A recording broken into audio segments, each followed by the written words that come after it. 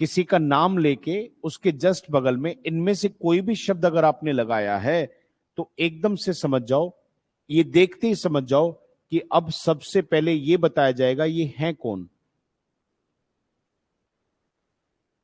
अब जब पढ़ रहे हो ना इंग्लिश में, कुछ भी रीड कर रहे हो और आपको कहीं पर नाउन दिखा और उसके बगल में हु विच दैट में से कुछ भी अगर दिख गया ना, तो सबसे पहले दीपक वहां पे एक ही विचार मन में आना चाहिए कि इसका मतलब अब मुझे हु वाली बात को पढ़कर यह पता चलेगा कि ये लोग कौन है। वो बात कहां तक चलेगी सर? अकेले हु से नहीं, इस हु के बगल में आपको फिर मिलेगी एक वर्ब। अब जैसे देखो, some people who live in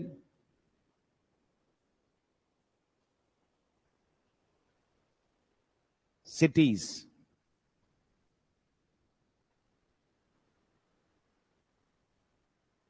some people who live in cities. अब मैं आपसे पूछूं शहर में रहने की इंग्लिश क्या होती है, तो आप कहेंगे लिव इन सिटीज।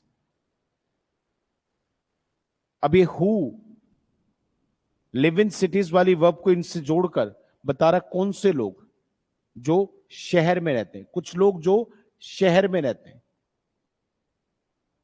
वो क्या करते हैं सर? अक्सर बीमार पड़ते हैं। एक और सेंटेंस देखो, the boy is my brother. लड़का मेरा भाई है।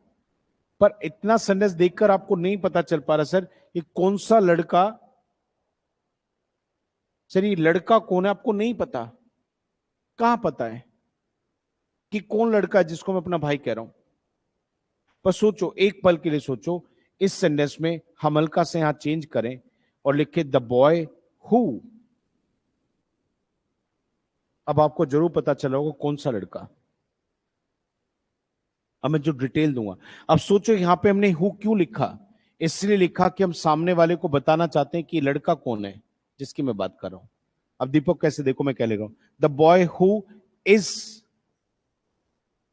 Sitting in your office. वो लड़का जो आपके ऑफिस में बैठा है वो मेरा भाई है। अब जब मैंने इस तरीके से इस बात को कहा है तो आपसे पूछता हूं कि आप में से बताइए कितने लोगों को डाउट है ये लड़का कौन है? और सबको कंफर्म है सर, ये कौन लड़का है जिसको मैं अपना भाई कह रहा हूं, ये सब देख के बता सकते हैं। नहीं बता सकते बेटा? तो हमने क्या करा, हु की मदद से पहले एक बात लिखी। अच्छा, ये कैसे पता चलता है कि वो बात कहां तक लिखी है पहचान वाली? बेटा देखो, जहां पहचान वाली बात खत्म होगी तो दोबारा से एक नई वर्ब आ जाएगी। उस वर्ब से पहले कोई व्यक्ति नहीं आएगा, सीधा एक वर्ब आ जाएगी।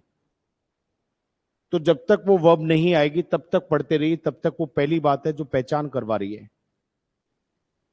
ये ऑफिस तक जो बात लिखी है ना, ये इस लड़के की पहचान है, बता रही है कौन सा लड़का। अब जैसे ही पता चलेगा कौन सा लड़का, तो फिर लड़के के बारे में मैं क्या कह रहा हूं, वो मेरा भाई है, मैं ये कह रहा हूं।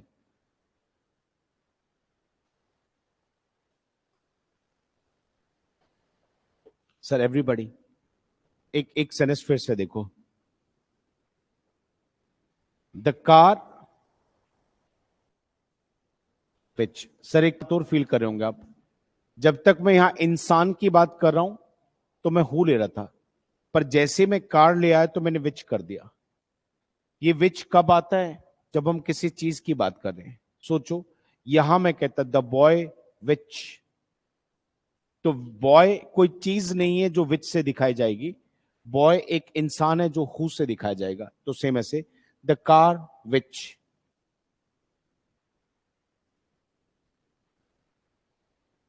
तो कार एक चीज का नाम है, इसलिए यहां पे विच आएगा बेटा, द कार विच।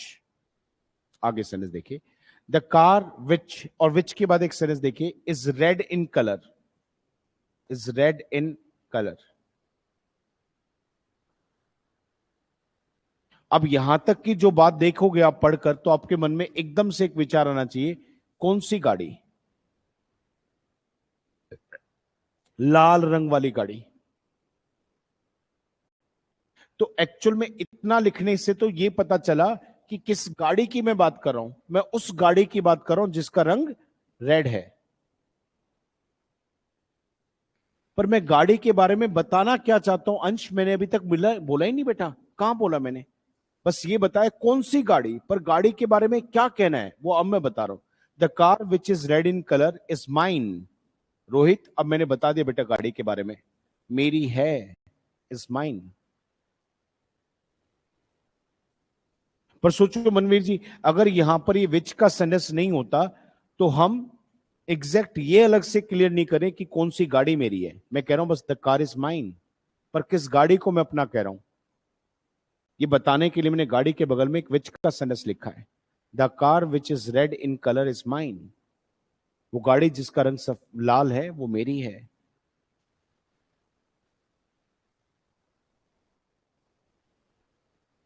एवरीबडी,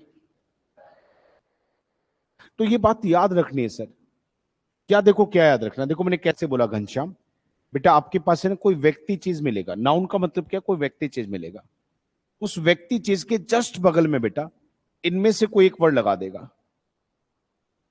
ऐसा कभी कर देना बेटा वो, कि किसी भी व्यक्ति चीज के जस्ट बगल में कोई वो लिखा है, तो समझ जाओ अब यहां पर एक्स्ट्रा डिटेल्स डाली जा रही हैं। और डिटेल्स क्यों ऐड कर रहे हैं? क्योंकि हम समझाना चाहते, बताना चाहते हैं कि वो कौन है, अलग से क्लियर करना चाहते हैं उसके बारे में कुछ।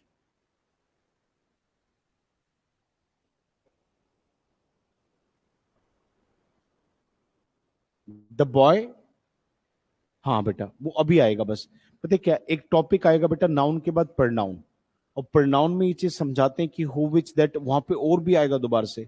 वहां पे ये डिटेल आएगी प्रनाउन के टॉपिक में, हु कब, विच कब, दैट कब। और इन तीनों में से ये तीनों हटके एज कब, बट कब, हुज कब, वेयर कब, वेन कब। सर वहां पे टॉपिक और डीप हो जाएगा। हु विच दैट हटा के as, but, where, when, whose, whom, ये सब आ जाएंगे फिर वहां पर बाकी आप ठीक कह रहे बेटा, पॉसिबल ऐसे। The car which is red in colour is mine. अब देखो, आई नीड द बुक्स। अभी सेंटेंस की बनावट कह रही है सर कि मुझे किताबें चाहिए, पर यहां पढ़कर नहीं पता चल पा रहा कौन सी किताबें चाहिए। तो देखो, आई नीड द बुक्स, फिर यहां पे मैंने क्या लिखा, विच। अब जैसे मैंने बुक्स के बदल में विच लिखा, तो एकदम से क्लियर होना चाहिए कि विच का सेंटेंस बता रहा है कि वो कौन सी किताबें हैं जिनकी मैं बात करना चाह रहा हूं। तो आई नीड द बुक्स, मुझे वो किताबें चाहिए, विच, जो, अब देखिए इससे आगे लिख रहा है विच, और फिर यहां पे देखिए इज या आर लाइंग ऑन माई या ऑन योर टेबल। अब मैं आपसे पूछूं कि आपको पता चल रहा है कि मैं कौन सी किताबों को बोल रहा हूं जो मुझे चाहिए? बताइए सर, कौन सी किताबें चाहिए? बेटा कभी भी लाइंग वर्ड लिखे ना, लाइंग, तो उसका मतलब लेटा हुआ है, पड़ा हुआ है, रखा हुआ है, झूठ बोल रहा है। एक्चुअल में लाए में आईएनजी लगाएंगे तो लाइंग हो जाएगा। लाए के क्या मतलब है? लेटना है जी, रखा होना और झूठ बोलना। तो यहां पर बुक्स के साथ मैंने लाइंग लिखा है, तो सर झूठ नहीं, रखे होने की बात हो सकती है। तो सेंटेंस पढ़ के पता चलेगा कि लेटना है, रखा होना है, झूठ बोलना है। पर मीनिंग होते हैं तीनों इसके बेटा। She is lying in her room, तो वो कहां लेटी हुई है? अपने कमरे में लेटी हुई है। तो अब पता चला है। अब ये तो नहीं कहना वो अपने कमरे में झूठ बोल रही है ना?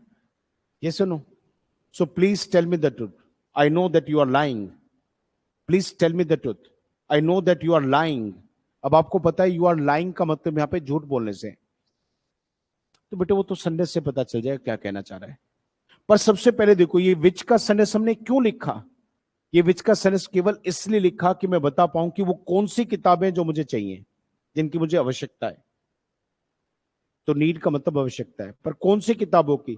जो आपके कमरे, आपके टेबल पर पड़ी हुई है। अब आप देखो सर, यहां पे विच का सेंस किसको दिखा रहा है? मुझे तो नहीं दिखा रहा। बेटा बताओ ना, भाई हमने किसकी पहचान करवा रहे हैं? बुक्स की। तो विच हमने किसके लिए लगाया? अब बुक्स एक है, ज्यादा है, तो ज्यादा है तो आर आएगा सर, इस कैसे आएगा? दूसरा देखो, ये कार एक है, ये विच किसके लिए आ रहा है? सर एक बार फिर बताओ, ये विच किसके लिए आ रहा है? कितनी कार है, तो इसलिए क्या लगा रहे हैं? सर ये हु किसके लिए आ रहा है? कितना लड़का है, तो क्या लगा रहे हैं? नहीं चाहिए सर। ऊपर वाले सेंटेंस में देखो, यहां बताओ ये हु किसके लिए आ रहा है? ये एक है, ज्यादा है, तो इसलिए यहां पे एस वाली वर्ब आई नहीं। यहां पे लिव्स कहां लिखा हमने? एस तो लगाया नहीं। जैसे यहां पे इज है, यहां पे इज है, यहां पे इज, सॉरी ये आर हो गया, तो यहां पे कहां लगा है? यहां पे हमने ऐसी वर्ब लगाई बिना एस वाली, प्लूरल, क्योंकि हम ज्यादा लोगों की बात कर रहे हैं।